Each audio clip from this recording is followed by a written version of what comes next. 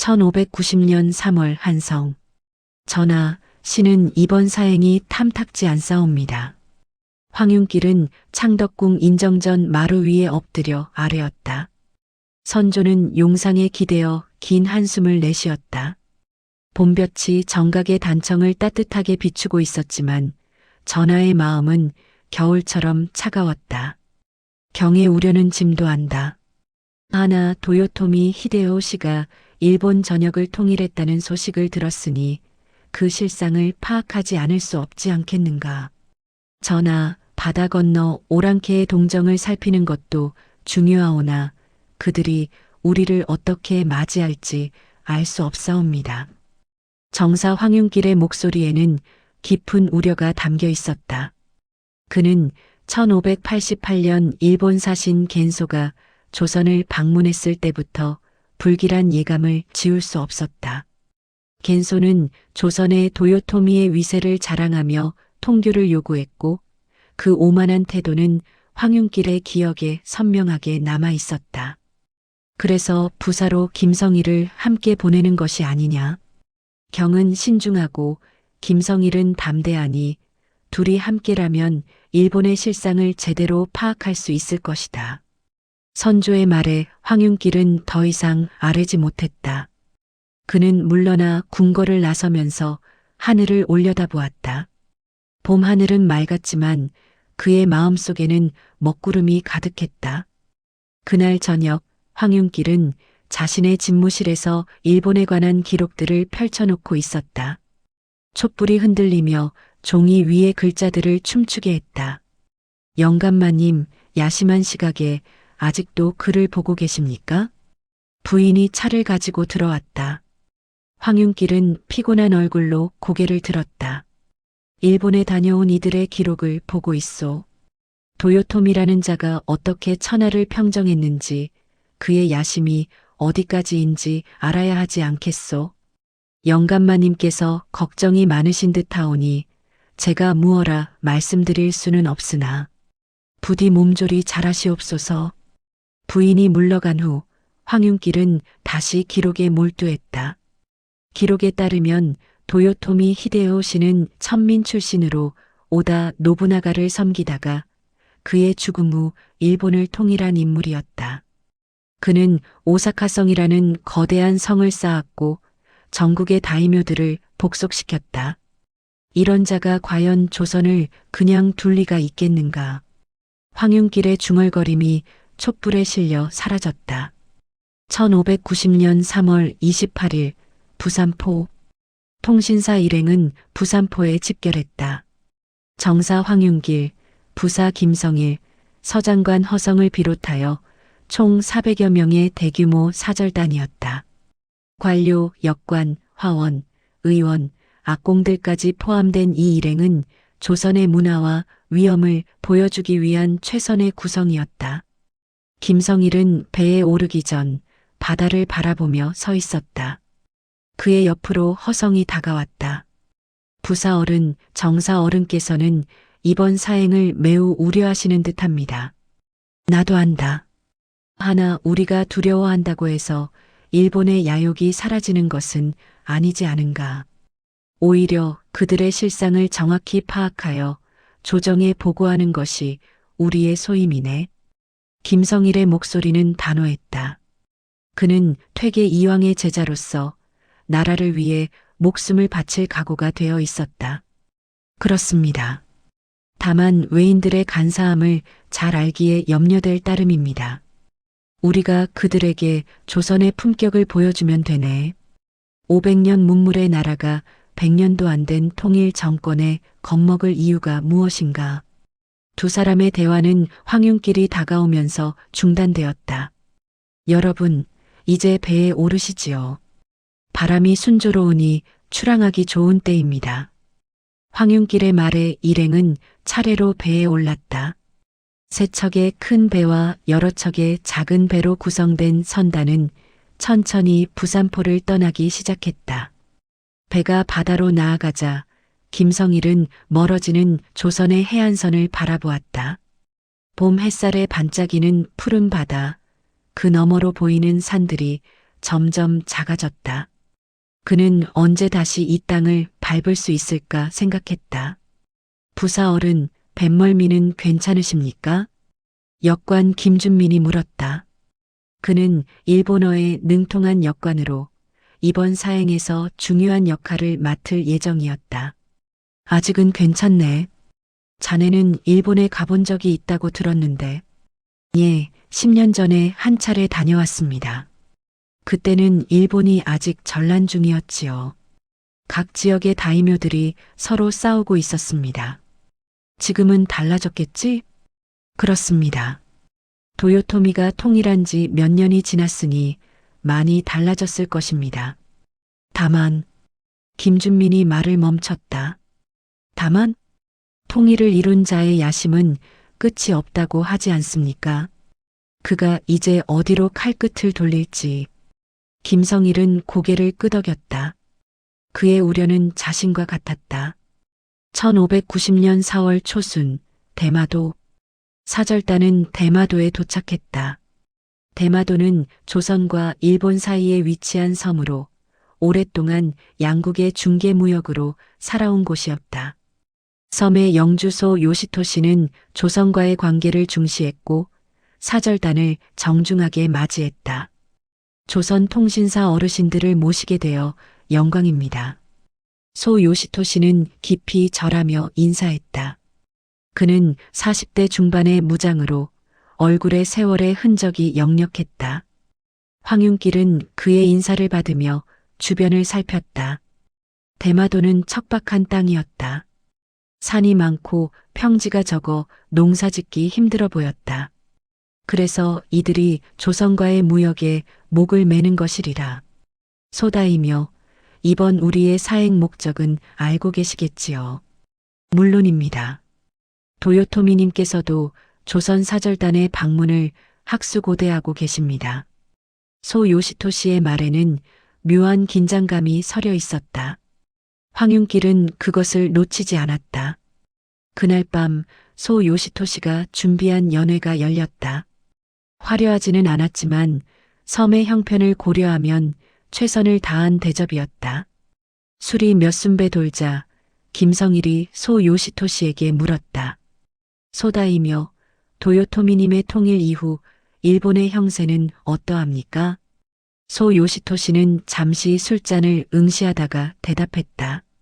도요토미님은 위대한 분이십니다. 100년 전란을 끝내고 평화를 가져오셨지요. 그렇다면 일본은 이제 평안하겠군요. 그렇습니다만. 소 요시토시가 말을 흐렸다. 황윤길이 날카롭게 물었다. 무슨 우려가 있으십니까? 아닙니다. 다만 도요토미님의 야망이 크시다는 것입니다. 그분은 일본만으로는 만족하지 않으실지도. 그의 말은 거기서 끝났다. 하지만 그 짧은 말 속에 담긴 의미를 사절단은 모두 이해했다. 연회가 끝난 후 황윤길과 김성일은 따로 만났다. 부사, 소다이묘의 말을 들었는가? 들었습니다. 역시 우려했던 대로군요.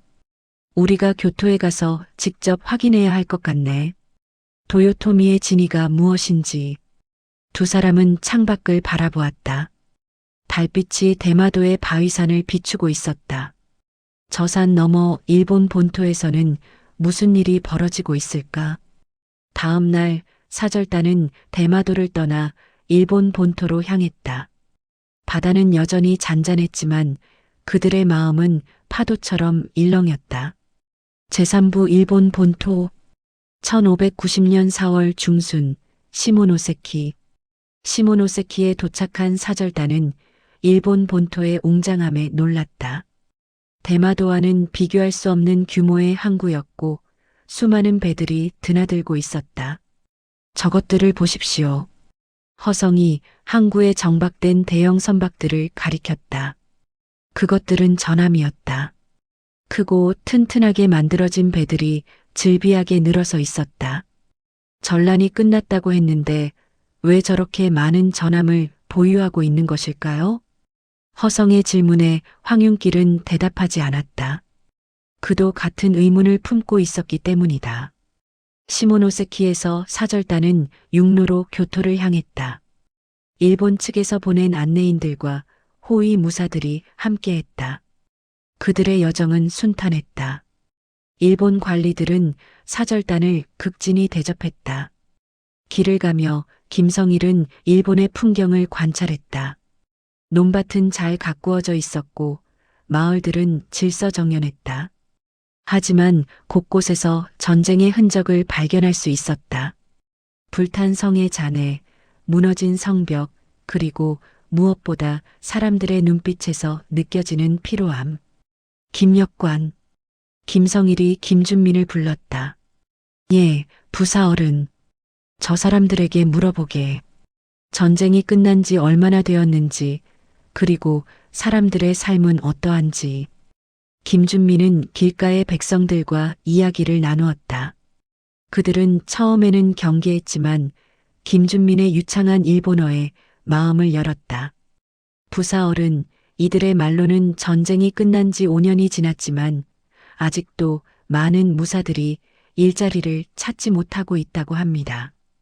평화가 찾아왔지만 전쟁에 익숙해진 이들에게는 오히려 고통이라고 하더군요. 전쟁에 익숙해진 무사들. 김성일은 그 말의 의미를 곱씹었다. 전쟁이 끝났지만 일자리 없는 무사들. 그들에게 새로운 전쟁은 구원일 수도 있었다. 1590년 5월 초 오사카. 교토로 가기 전 사절단은 오사카에 들렀다. 도요토미 히데요시의 거성인 오사카성을 보기 위해서였다. 오사카성은 상상을 초월하는 규모였다. 거대한 석벽이 하늘을 찌를 듯 솟아 있었고 성의 천수각은 황금빛으로 빛났다. 사절단은 모두 그 웅장함에 입을 다물지 못했다.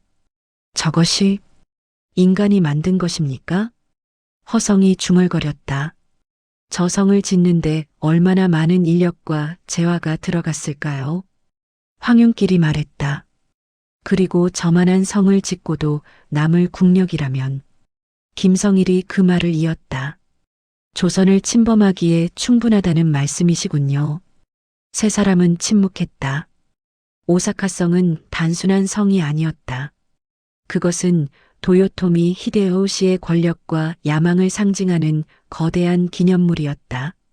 성 안에서 그들은 일본 관리들의 안내를 받았다. 복도와 방들은 화려하게 장식되어 있었고 곳곳에 황금 장식이 빛났다. 이 성은 10만 명이 넘는 인부들이 3년에 걸쳐 완성했습니다.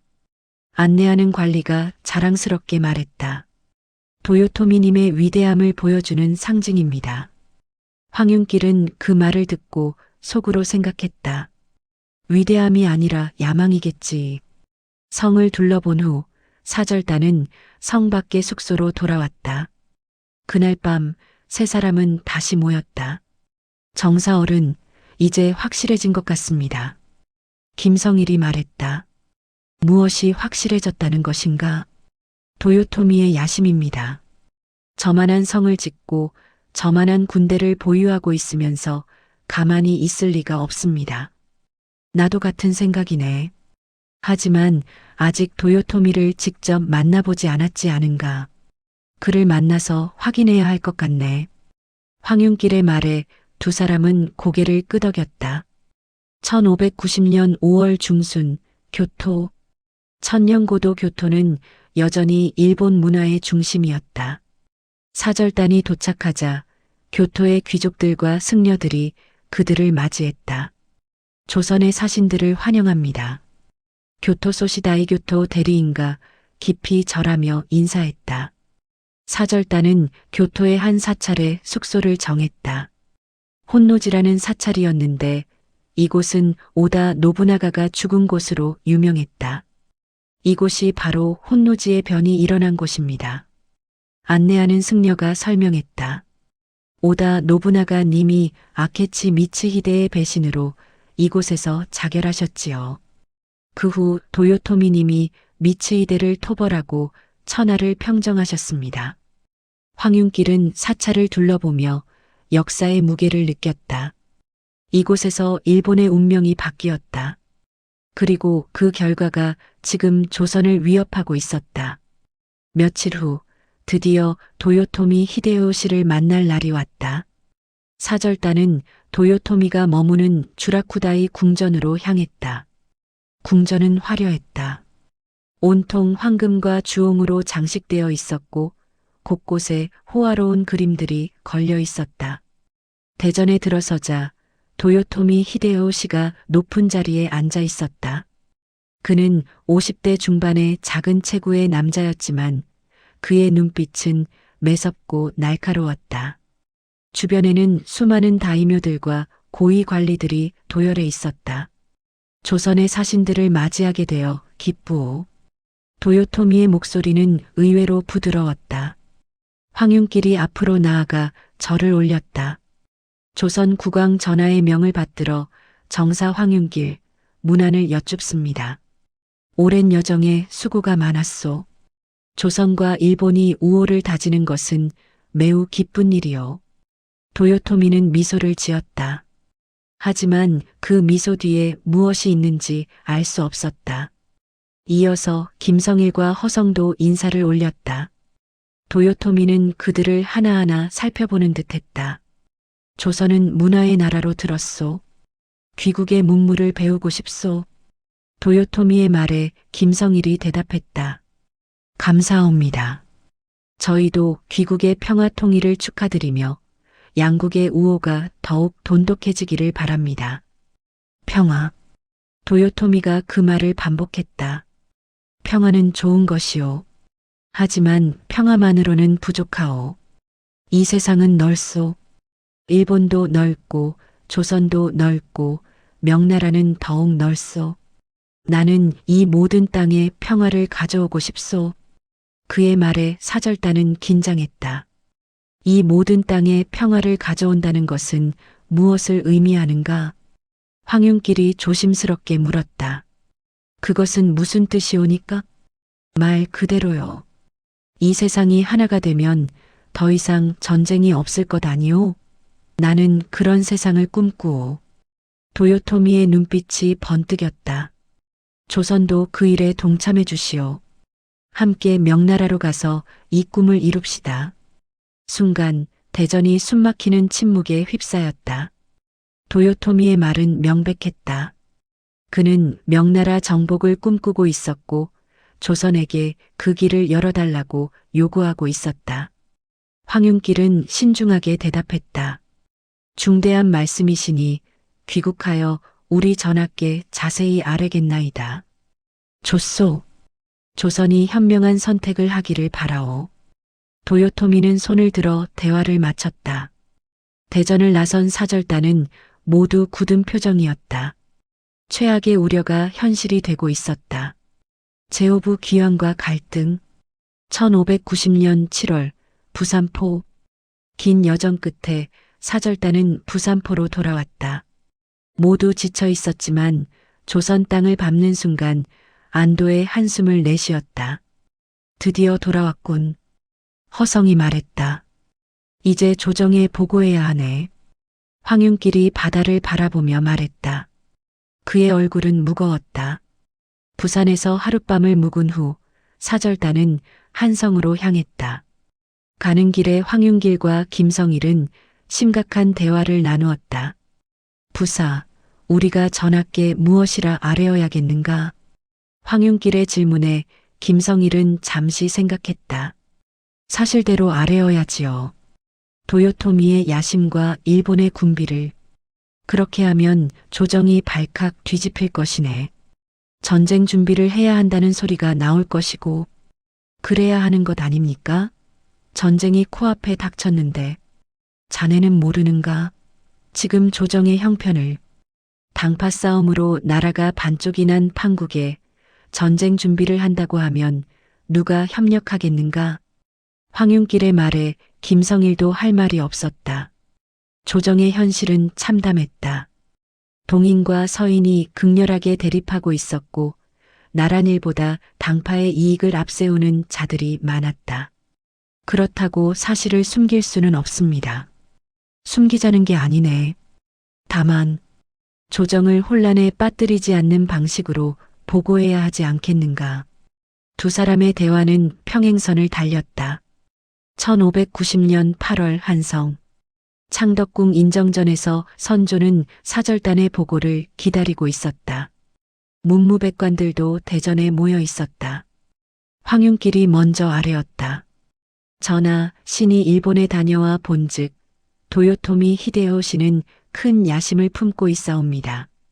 그는 일본을 통일한 후 명나라 정복을 꿈꾸고 있으며 조선에게 길을 열어달라 요구했사옵니다. 또한 일본의 군비는 막강하여 오사카성과 같은 거대한 성을 짓고 수만의 군사를 보유하고 있사옵니다. 신의 소견으로는 반드시 전쟁이 일어날 것이옵니다. 전하께서는 서둘러 대비하소서. 대전이 술렁였다. 황윤길의 보고는 충격적이었다. 선조의 얼굴이 굳어졌다. 부사 김성일은 어떻게 보았는가? 김성일이 앞으로 나왔다. 그는 잠시 침묵하다가 입을 열었다. 전하, 신이 본 바로는 일본이 강성한 것은 사실이나 당장 전쟁을 일으킬 조짐은 보이지 않았나이다. 도요토미의 말은 허세에 불과하옵고 그들의 군사력도 과장되어 있사옵니다. 물론 경계는 해야 하나 너무 두려워할 필요는 없다고 사료되옵니다. 대전이 다시 술렁였다. 이번에는 정반대의 보고였다. 황윤길이 급히 반박했다. 부사, 그것은 사실과 다르오. 우리가 함께 본 오사카성, 함께 들은 도요토미의 말을 잊으셨소? 정사께서 너무 겁을 먹으신 것 같소. 일본은 통일된 지 얼마 안 되어 아직 내부가 불안정하오. 그들이 감히 조선을 넘볼 여력이 있겠소? 두 사람의 논쟁이 격렬해졌다. 선조는 난처한 표정으로 두 사람을 번갈아 보았다. 정사와 부사의 의견이 이렇게 다르니 짐이 어찌 판단하겠는가. 더 살펴본 후에 대책을 세우도록 하자. 결국 선조는 명확한 결정을 내리지 못했다. 대신들도 황윤길과 김성일의 의견에 따라 갈렸다. 서인은 황윤길을 지지했고 동인은 김성일을 지지했다. 대전을 나선 후 황윤길은 홀로 궁궐 뜰을 거닐었다. 그의 마음은 무거웠다. 내가 너무 겁을 먹은 것일까? 아니면 김성일이 현실을 외면하는 것일까? 그는 확신할 수 없었다. 다만 한 가지는 분명했다. 일본의 침공은 시간 문제였다. 제육부 준비되지 않은 나라. 1590년 가을 한성. 사절단의 보고 이후 조정은 혼란에 빠졌다. 어떤 이들은 군비를 강화하자고 주장했고 어떤 이들은 불필요한 지출이라며 반대했다. 류성룡은 이 상황을 우려했다.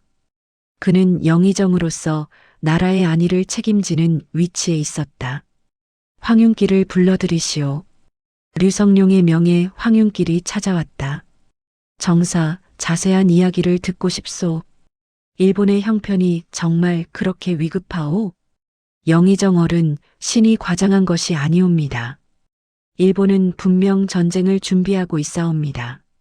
황윤길은 자신이 본 것들을 하나하나 설명했다. 오사카성의 규모, 시모노세키의 전함들, 도요토미의 노골적인 야심. 류성룡은 심각한 표정으로 들었다. 알겠소.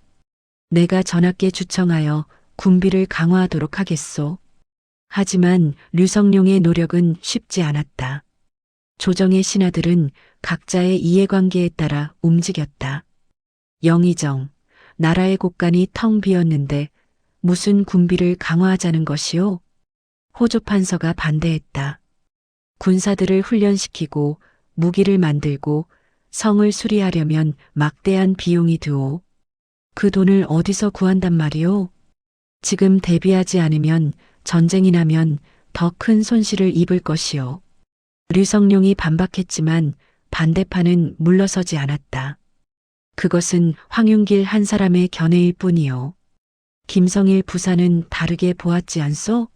어느 쪽이 맞는지도 모르는 상황에서 나라를 혼란에 빠뜨릴 수는 없소. 논쟁은 계속되었고 결정은 미뤄졌다. 1591년 봄 함경도 북쪽 변경에서는 여진족의 침입이 있었다. 조선군은 이를 막아내는데 급급했다. 이미 군사력은 약화되어 있었고 훈련도 제대로 되지 않았다. 함경도 병사 이일이 조정에 장계를 올렸다. 전하, 북방의 군사들은 무기도 낡고 훈련도 부족하여 전투력이 형편없사옵니다. 이대로는 여진족도 막기 힘든 실정이옵니다. 하물며 외적이 쳐들어온다면. 하지만 조정의 반응은 미온적이었다. 북방일은 북방에서 알아서 하시오. 병조판서의 답변은 냉정했다. 이 일은 답답한 마음을 안고 함경도로 돌아갔다. 그는 독자적으로 군사훈련을 강화하려 했지만 예산도 지원도 없이는 한계가 있었다. 1591년 여름 전라도 전라 좌수사 이순신은 군영을 돌아보며 한숨을 쉬었다. 전선들은 낡았고 군사들의 사기는 떨어져 있었다. 이렇게 해서는 안 되겠다. 이순신은 결심했다. 그는 독자적으로 전선을 수리하고 군사들을 엄격하게 훈련시키기 시작했다. 장군, 너무 무리하시는 것 아니오? 부하 장수가 걱정했다. 지금 대비하지 않으면 언제 하겠는가? 이순신은 단호했다. 그는 황윤길의 보고를 들었고 일본의 위협을 심각하게 받아들이고 있었다. 그는 새로운 전선 설계도를 펼쳐놓고 연구했다. 거북선이라는 이름의 새로운 전선. 적의 화살과 총탄을 막을 수 있는 장갑선. 이것이라면 이순신의 눈빛이 빛났다. 1592년 봄 한성. 세월은 흘러 1592년이 되었다. 여전히 조정은 갈팡질팡하고 있었다. 일본에서는 계속 사신이 오고 갔지만 그들의 태도는 점점 오만해졌다. 류성룡은 선조에게 다시 한번 간청했다. 전하, 더 이상 늦출 수 없사옵니다. 일본이 곧 쳐들어올 것이옵니다. 경의 충정은 알겠으나 신하들의 의견이 분분하니 어찌하겠는가. 선조는 여전히 우유부단했다. 서인은 전쟁이 임박했다 하고 동인은 괜찮다 하니 짐이 누구 말을 믿어야 하겠는가. 전하, 이는 당파의 문제가 아니옵니다. 나라의 존망이 달린 문제옵니다. 알겠네. 경이 알아서 처리하시게. 선조는 결국 결단을 내리지 못했다. 류성룡은 무거운 발걸음으로 궁을 나섰다. 봄 햇살이 따뜻했지만 그의 마음은 얼어붙어 있었다. 제7부 폭풍전야. 1592년 4월 초 부산. 부산 첨사 정발은 밤마다 잠을 이루지 못했다. 최근 들어 대마도에서 수상한 움직임이 포착되었다. 첨사얼은 또 외선들이 모여들고 있다는 보고가 있습니다. 부하가 급히 들어와 보고했다. 몇 척이나 되는가? 정확히는 모르겠으나 수백 척은 되는 것 같습니다. 정발의 얼굴이 굳어졌다. 수백 척의 배가 모인다는 것은 단순한 무역선이 아니었다. 즉시 조정에 장계를 올려라. 정발의 급보는 한성으로 향했다. 하지만 조정의 반응은 느렸다. 또 허황된 소리를 어떤 신하가 비웃었다. 매번 외적이 쳐들어온다고 아우성인데 정작 아무 일도 없지 않았소? 황윤길이 참지 못하고 나섰다. 이번에는 다르오. 정발의 보고는 심상치 않소? 정사께서는 2년 전부터 계속 같은 소리를 하시는데 그동안 무슨 일이 있었소? 김성일도 나섰다. 정발이 너무 긴장한 것이오. 외선들이 모인 것은 무역 때문일 수도 있소. 부사, 자네는 아직도. 황윤길이 격분했지만 이미 분위기는 기울어져 있었다. 1592년 4월 13일 한성. 늦은 밤 황윤길은 자신의 서재에서 붓을 들었다. 그는 아들들을 위한 편지를 쓰고 있었다. 이 아비가 조정에서 할 수 있는 일은 다 했다. 하지만 아무도 듣지 않는구나. 곧 큰 환란이 닥칠 것이다. 너희들은 가족을 지키거라. 나라는 내가 지키지 못했구나. 편지를 쓰며 그의 눈에서 눈물이 떨어졌다. 같은 시각 류성룡도 잠을 이루지 못하고 있었다. 그는 창밖을 바라보았다. 한성의 밤은 평화로웠다. 사람들은 아무것도 모른 채 잠들어 있었다. 내가 무엇을 잘못했을까? 어떻게 했어야 했을까? 류성룡은 자책했다. 하지만 이미 늦었다. 시간은 되돌릴 수 없었다. 1592년 4월 14일 부산. 새벽 정발은 성벽 위에서 바다를 바라보고 있었다. 물안개 너머로 무언가가 보였다. 저것이 파수꾼이 떨리는 목소리로 외쳤다. 물안개가 걷히자 그곳에는 수백 척의 전선이 부산포를 향해 오고 있었다. 거대한 전선들이 전투 대형을 갖추고 있었고 그 위에는 수만 명의 군사가 타고 있었다. 적선이다. 적선이 침입했다. 정발이 외쳤다. 정군 집결, 전투 준비. 하지만 이미 늦었다. 일본 수군의 규모는 압도적이었다. 고니시 유키나가가 이끄는 제1군 1만 8천 명이 부산포에 상륙하기 시작했다. 치열한 전투가 벌어졌다. 정발과 부산 첨사형의 군사들은 용감하게 싸웠다. 하지만 수정 열세와 무기의 차이를 극복할 수 없었다. 첨사어른, 적이 너무 많습니다. 후퇴하시옵소서. 부하가 간청했다. 물러설 수 없다. 이곳이 무너지면 조선 전체가 위험하다. 정발은 끝까지 싸웠다. 그리고 마침내 적의 칼에 쓰러졌다. 부산 진성은 하루 만에 함락되었다. 제8부 돌이킬 수 없는 강. 1592년 4월 15일 동래. 부산이 함락되었다는 소식이 동래 부사 송상현에게 전해졌다. 각오하시오. 우리도 곧 적과 마주칠 것이오. 송상현은 동래 읍성의 군사들을 집합시켰다. 여러분, 이제 우리가 조선을 지킬 차례요. 한 걸음도 물러서지 마시오. 동래 읍성은 부산보다 더 견고했다. 송상현은 성문을 굳게 닫고 방어 태세를 갖췄다. 다음 날 새벽 고니시 유키나가의 군대가 동래성 아래 도착했다. 그들은 성문에 큰 글씨를 썼다. 전즉전 불전즉과 싸우려면 싸우고 싸우지 않으려면 길을 빌려달라. 성벽 위에서 이를 본 송상현은 분노했다. 저들의 오만함을 보라. 우리 땅을 짓밟으면서 길을 빌려달라니. 그는 직접 붓을 들어 성문에 답을 썼다. 전사이역전 불가차가 싸우다 죽기는 쉬우나 길을 빌려줄 수 없다. 일본군의 총공격이 시작되었다. 조총의 탄환이 빗발쳤고 성벽을 넘어오르는 적들을 막기 위한 격전이 벌어졌다. 송상현은 선두에서 싸웠다. 화살이 그의 갑옷을 뚫고 칼이 그의 몸을 베었지만 그는 물러서지 않았다. 조선은 무너지지 않는다. 그의 외침과 함께 송상현은 장렬히 전사했다. 동래성도 함락되었다. 1592년 4월 20일 한성. 부산과 동래가 함락되었다는 급보가 한성에 도착했다. 조정은 발칵 뒤집혔다. 이럴 수가. 정말로 왜적이. 신하들은 패닉 상태에 빠졌다. 선조는 창백한 얼굴로 신하들을 바라보았다. 경들, 이제 어찌해야 하겠는가? 전하, 즉시 군사를 파견해야 하옵니다. 류성룡이 아뢰었다. 그렇게 하라. 누구를 보내면 좋겠는가? 신립 장군이 적임자이옵니다. 신립은 조선 최고의 기병 장수였다. 그에게 8,000명의 군사가 주어졌고 그는 급히 남아있다. 황윤길은 조정에서 아무 말도 하지 않았다.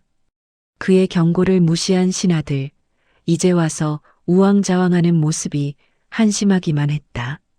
내가 말했지 않았던가. 이렇게 될 것이라고. 하지만 그 말을 해봤자 무슨 소용이 있겠는가. 이미 전쟁은 시작되었다. 1592년 4월 28일 충주 탕금대. 신립 장군은 탕금대에 진을 쳤다. 달천이 흐르는 이곳은 전략적 요충지였다. 장군, 높은 곳에 진을 치는 것이 어떻겠습니까? 부하 장수가 건의했다.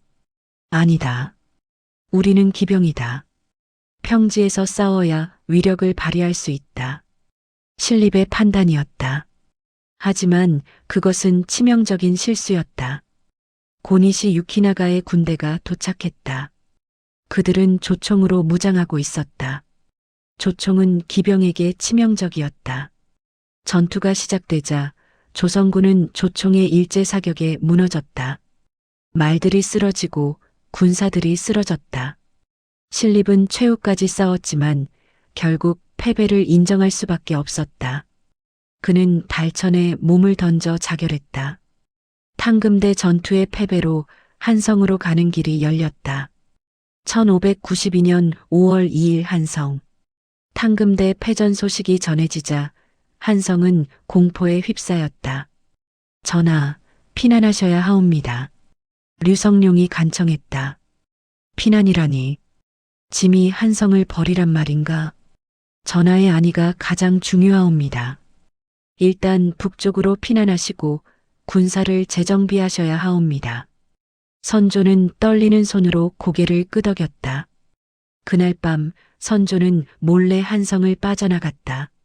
창덕궁과 경복궁에는 왕이 없었다. 소식을 들은 백성들이 궁궐로 몰려들었다. 그들은 분노했다. 임금이 우리를 버리고 도망쳤다. 궁궐을 불태워라. 폭도들이 궁궐에 불을 질렀다. 500년 조선의 상징인 경복궁이 화염에 휩싸였다. 황윤길은 자신의 집에서 불타는 궁궐을 바라보았다. 그의 눈에서 눈물이 흘렀다. 내가 막을 수 있었을까? 에필로그 2년 전의 선택. 1592년 5월 5일 의주로 가는 길. 피난길에 오른 선조의 행렬은 초라했다. 신하들과 군사들이 뒤섞여 북으로 향하고 있었다. 황윤길은 말을 타고 가며 2년 전을 떠올렸다. 일본에서 돌아온 그날 자신의 보고가 받아들여졌다면 어땠을까? 만약 그때 조정이 움직였다면, 성을 수리하고 군사를 훈련시켰다면, 무기를 준비하고 전략을 세웠다면. 하지만 역사의 가정은 없었다. 선택은 이미 내려졌고 그 결과가 지금이었다. 김성일도 피난길에 있었다. 그는 말없이 땅만 바라보고 있었다. 황윤길과 눈이 마주쳤지만 두 사람은 아무 말도 하지 않았다. 류성룡은 선조 옆에서 말을 타고 가며 생각했다. 지금이라도 늦지 않았다. 전쟁은 시작되었지만 끝나지 않았다. 우리에게 아직 기회가 있다. 그는 이순신을 떠올렸다. 전라도에서 군사를 훈련시키고 거북선을 만들고 있다는 그 장수. 혹시 그가 희망이 될 수 있을까? 멀리서 한성 방향으로 검은 연기가 피어올랐다. 500년 도읍이 불타고 있었다. 황윤길은 하늘을 올려다보았다. 구름 사이로 햇살이 비쳤다. 이 전쟁이 끝나면 우리는 무엇을 배우게 될까? 그는 알 수 없었다. 다만 한 가지는 확실했다. 경고를 무시한 대가는 참혹했다. 준비하지 않은 나라는 쉽게 무너졌다. 하지만 아직 끝이 아니었다. 백성들은 의병을 일으키고 있었고 이순신은 바다에서 승리를 거두고 있었다. 명나라 원군도 오고 있었다. 긴 전쟁이 시작되었다. 그리고 그 전쟁 속에서 조선은 무엇을 잃고 무엇을 얻게 될까? 황윤길은 북쪽을 향해 말을 몰았다. 바람이 그의 수염을 날렸다. 2년 전 일본에서 느꼈던 그 불길한 예감이 현실이 되었지만 그는 아직 포기하지 않았다. 살아남아야 한다. 그리고 다시 일어서야 한다. 그의 중얼거림이 바람에 실려 사라졌다.